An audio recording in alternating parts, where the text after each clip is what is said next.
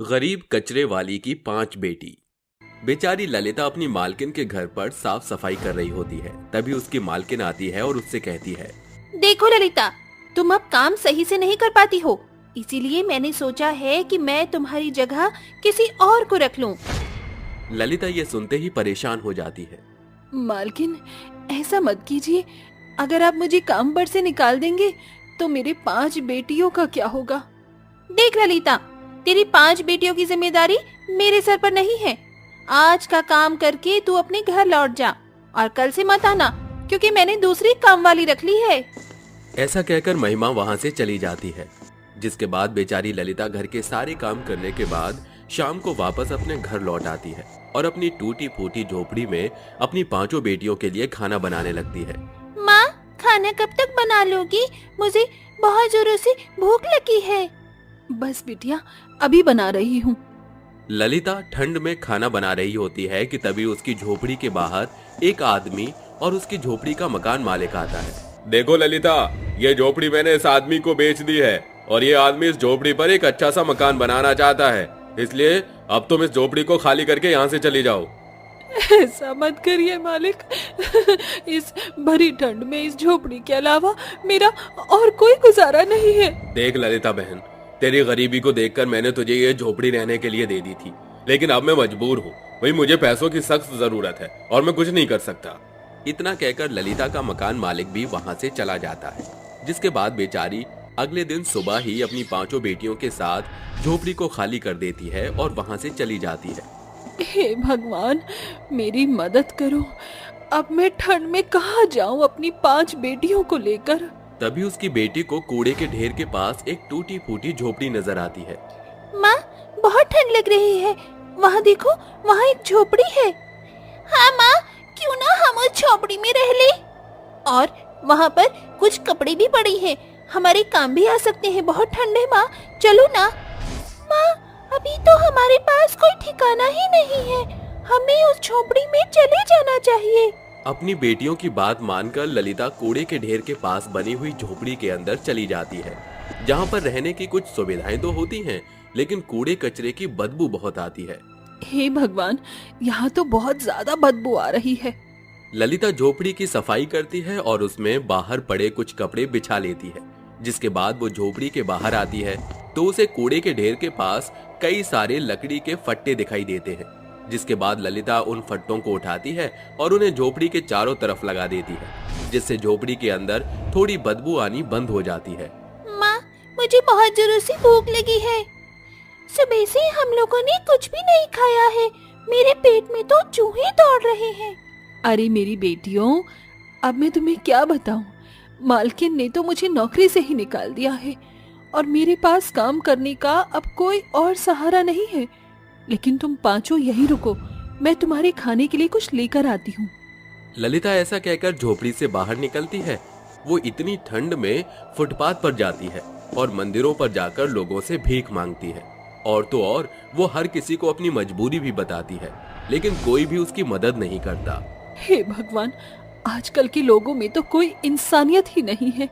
ऊपर से शाम भी हो गई है, मेरी बेटियां घर पर अकेली होंगी। मुझे घर लौट जाना चाहिए। ललिता वापस लौट कर आ रही होती है, तभी उसे एक होटल का आदमी उस कूड़े के ढेर के पास कूड़ा कचरा फेंकता हुआ नजर आता है।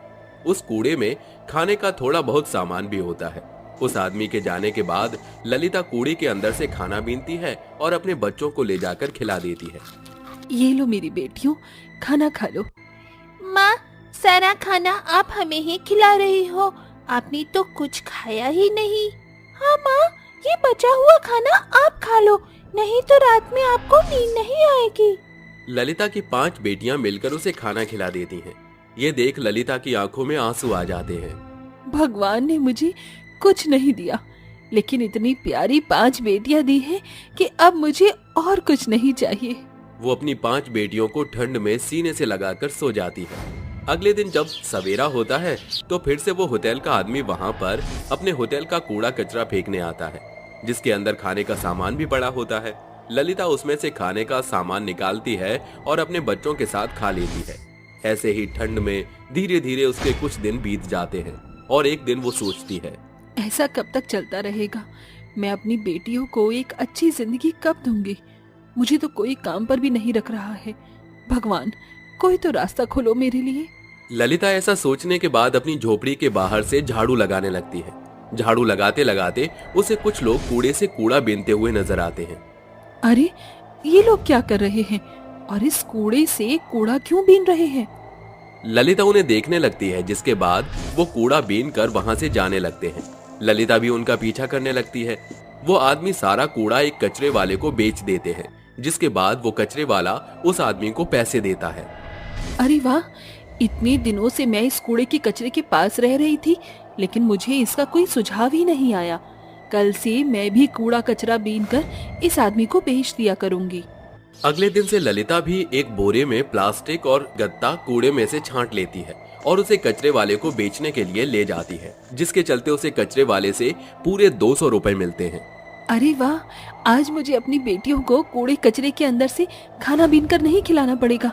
आज मैं उन्हें अच्छा और साफ खाना खिलाऊंगी और कुछ गर्म कपड़े भी ले लूंगी। ललिता उन पैसों को ले जाती है और दुकान से खाना और कुछ गर्म कपड़े खरीद लेती है, जिसके बाद वो अपनी बेटियों को साफ सुथरा खाना खिलाती है और ठंड से बचने के लिए गर्म कपड़े पहना देती है। अरे वाह, क्या स्वाद है इस खाने में। काफी समय बाद मैंने ऐसा खाना खाया है। ऐसा खाना खाकर तो आनंद ही आ गया। लेकिन माँ, आप ये खाना लेकर कहाँ से आई हो? माँ, हमें खाना खिलाने के लिए कहीं आपने चोरी तो नहीं की? अरे नहीं नहीं मेरी बेटियों, मैंने ऐसा कुछ नहीं किया है।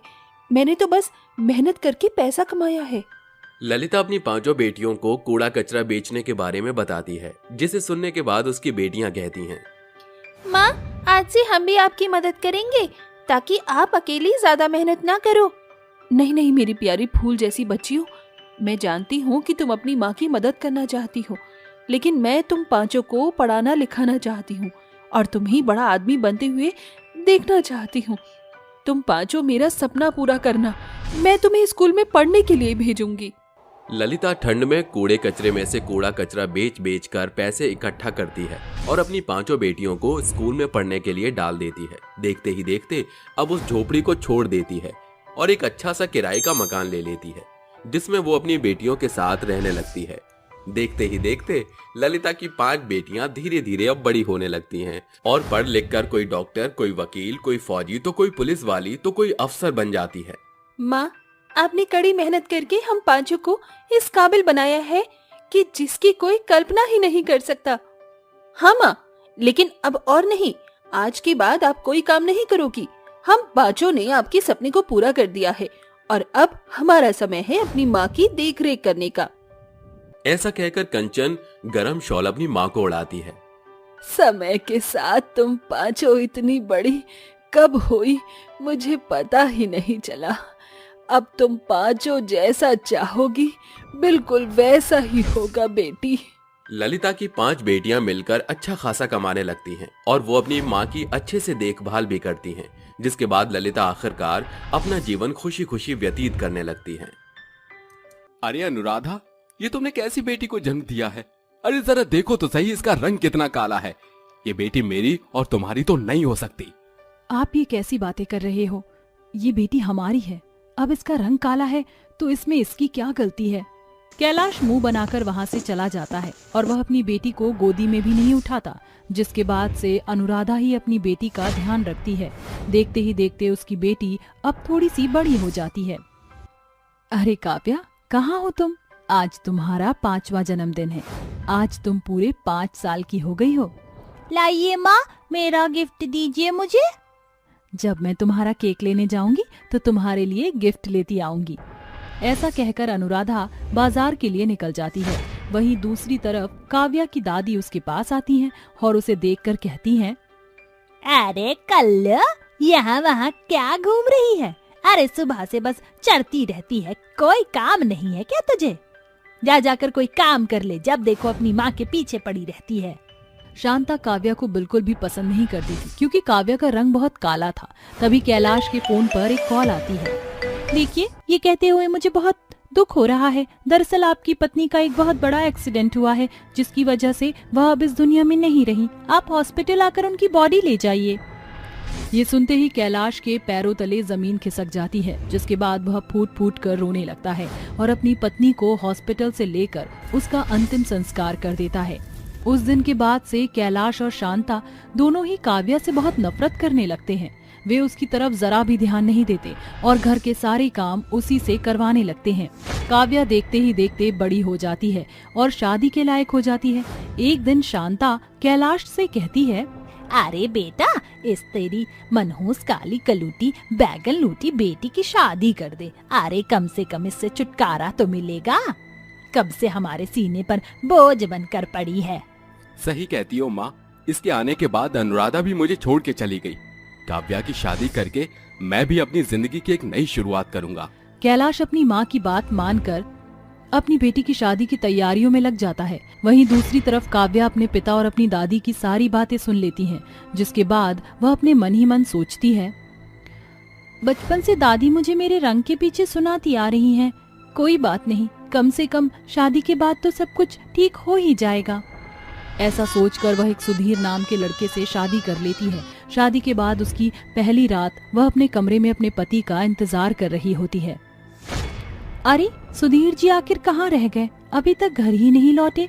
लगता है शादी की खुशी में दोस्तों को पार्टी दे रहे होंगे। तभी अचानक से सुधीर कमरे में आता है। वह शराब के नशे में धुत होता है, जिसके बाद वह सीधा काव्या का मुंह जोर से पकड़ लेता है और कहता है, तुझ जैसी काली गंदी सी शक्ल जैसी लड़की से मुझे मजबूरन शादी करनी पड़ी। अरे तुझसे शादी ना होती तो इतना सारा दहेज और पैसा थोड़ी मिलता मुझे। इसका मतलब आपने ये शादी केवल पैसे और दहेज के लिए की है? अरे हाँ, सही समझ आया है तुझे। अब जा, जाकर सो जा। उस दिन के बाद से काव्या की जिंदगी और भी ज्यादा बदतर हो जाती है। सुधीर रोज नशे में काव्या को मारता पीटता और उसके साथ जबरदस्ती करता है। बेचारी काव्या घुट घुट कर जीने लगती है। एक दिन अचानक से काव्य को उल्टी होने लगती है, जिसके बाद काव्या को ये समझने में देरी नहीं लगती कि वह प्रेग्नेंट है। अरे ये तो बहुत अच्छी बात है। शायद बच्चे के आने की खुशी में सुधीर जी सुधर जाएंगे और सब कुछ ठीक हो जाएगा। जैसे ही सुधीर शाम को वापस घर लौटता है, काव्या खुश होकर सुधीर के पास आती है और उससे कहती है, सुधीर जी आप पिता बनने वाले हो। क्या कहा? तेरा दिमाग तो खराब नहीं हो गया है? अरे अभी तो तेरे खेलने कूदने की उम्र है और इस उम्र में तू मुझे बाप बना रही है। अरे वैसे भी तेरी जैसी कलूटी का तो बच्चा भी कलूटा ही पैदा होगा। मुझे तुझसे कोई बच्चा नहीं चाहिए। ये सुनते ही काव्या की आंखों में आंसू आ जाते हैं, जिसके बाद वह गुस्से से कहती है, अरे कैसे इंसान हो तुम? तुम्हें तो तुम्हारी औलाद की भी परवाह नहीं। अरे तुम जैसे इंसान तो इस दुनिया में होने ही नहीं चाहिए थे। तुम्हारे जैसा स्वार्थी इंसान मैंने आज तक नहीं देखा। अरे तेरी इतनी हिम्मत कि तू मुझे उल्टा सीधा कहेगी? रुक, तुझे तो मैं अभी बताता हूँ। सुधीर अपनी बेल्ट निकालकर काव्या को मारना पीटना शुरू कर देता है।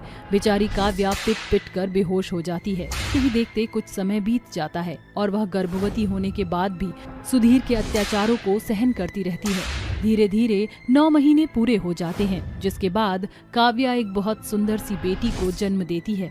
जैसे ही काव्या अपनी बेटी को देखती है तो वह अपने साथ हुए सभी जुल्म को याद करने लगती है, जिसके बाद काव्या एक फैसला लेती है।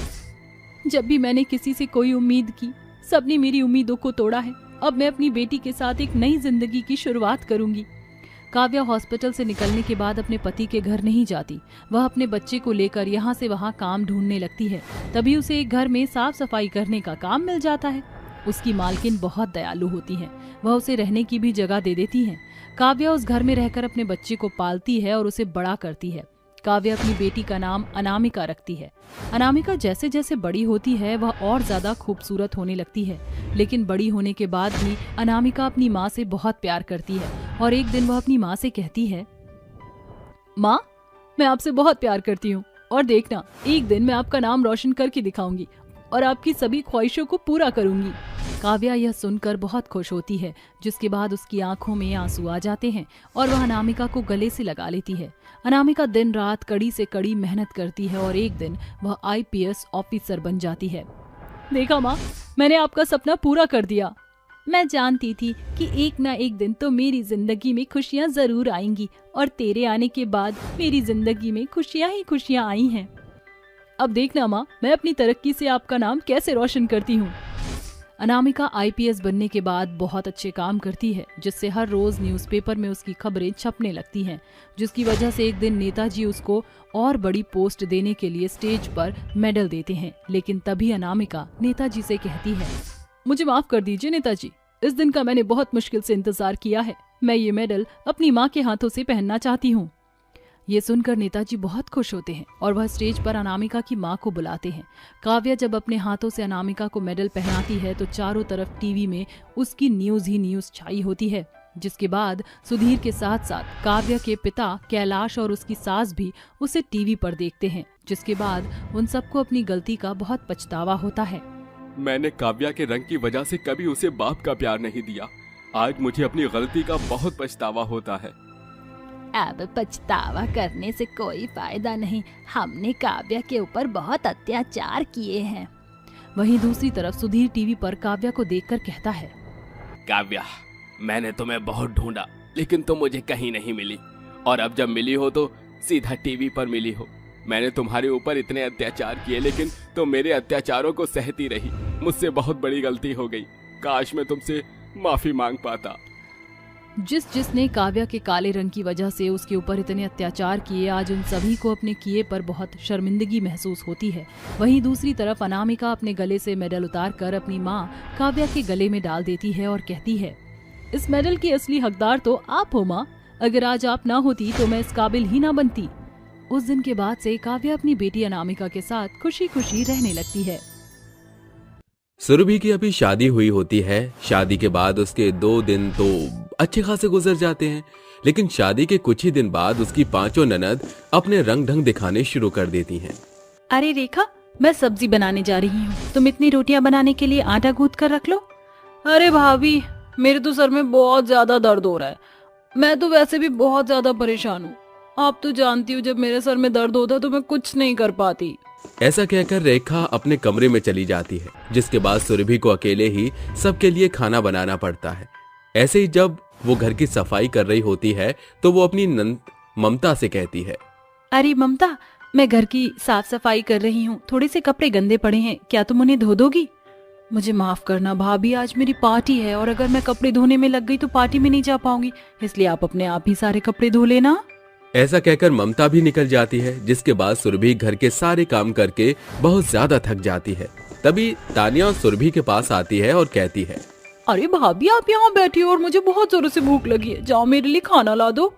तानिया, मैं घर के सारे काम करके बहुत ज्यादा थक गई हूँ, तुम खुद क्यों नहीं ले लेती अपने लिए खाना?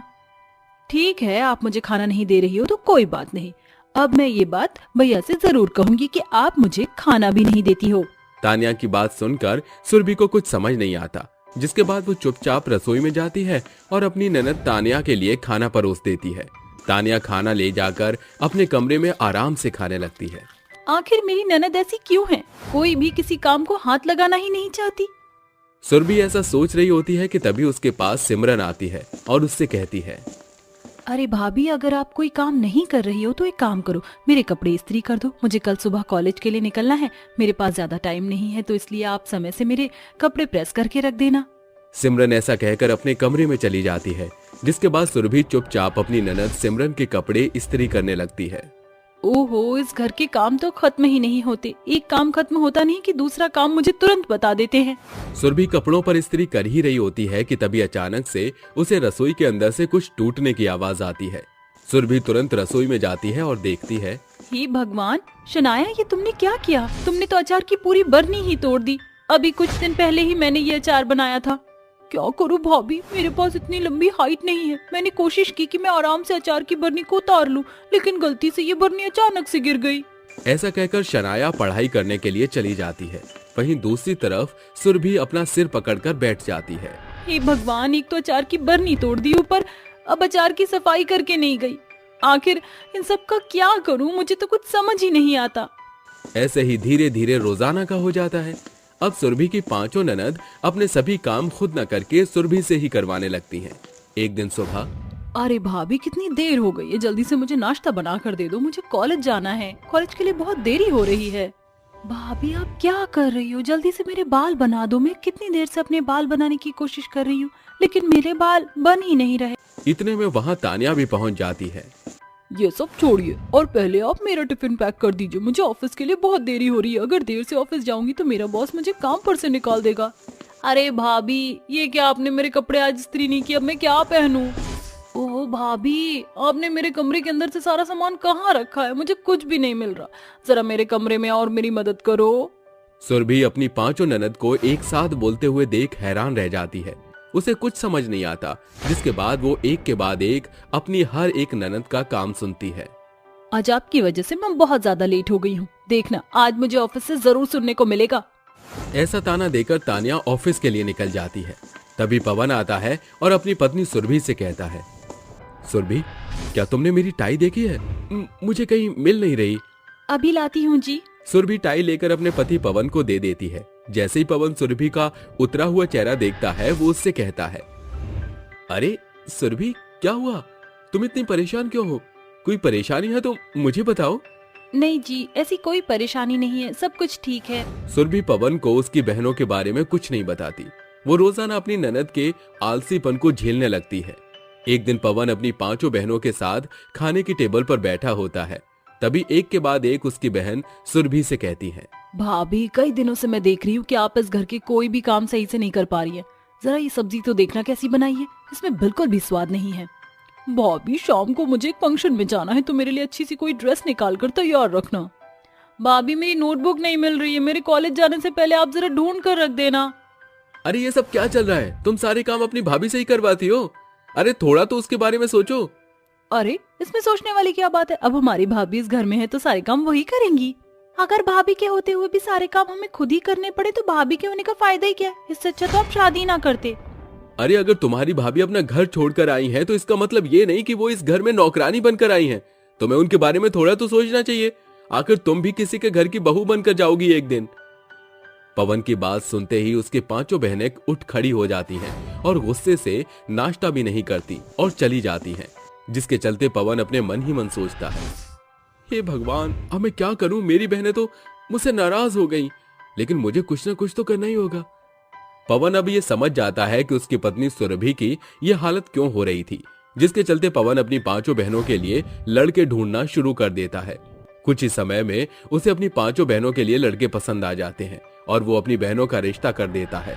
देखते ही देखते कुछ समय बीत जाता है और वो अपनी पांचों बहनों की शादी करके उन्हें उनके ससुराल भेज देता है। सुरभि, मैं जानता हूँ मेरी बहन बहुत आलसी थी, जिसकी वजह से उन्होंने तुम्हारी रेल बना रखी थी, लेकिन अब परेशान होने की बात नहीं है। मैंने सबकी शादी करवा दी है और वो अब अपने ससुराल में खुशी खुशी रहेंगी। माना कि आपकी बहन आलसी थी, लेकिन आपको ऐसा तो नहीं करना चाहिए था। एक सही फैसले ने सही समय पर सब कुछ ठीक कर दिया, क्योंकि अगर ये बात ज्यादा आगे बढ़ जाती तो कहीं मेरी बहनों के चलते मेरा घर न बिगड़ जाता। पवन की समझदारी देखकर सुरभि बहुत खुश होती है। वहीं दूसरी तरफ सुरभि अपनी ननद की शादी के होने के बाद उनसे फोन पर बात करती रहती है, उनकी खैर खबर लेती रहती है। शादी के बाद उसकी पांचों ननद को अपना ससुराल संभाल कर सीख भी मिल जाती है और वो सुरभि के साथ अच्छा बर्ताव करना शुरू कर देती हैं। अब सुरभि अपने पति पवन के साथ खुशी खुशी रहने लगती है।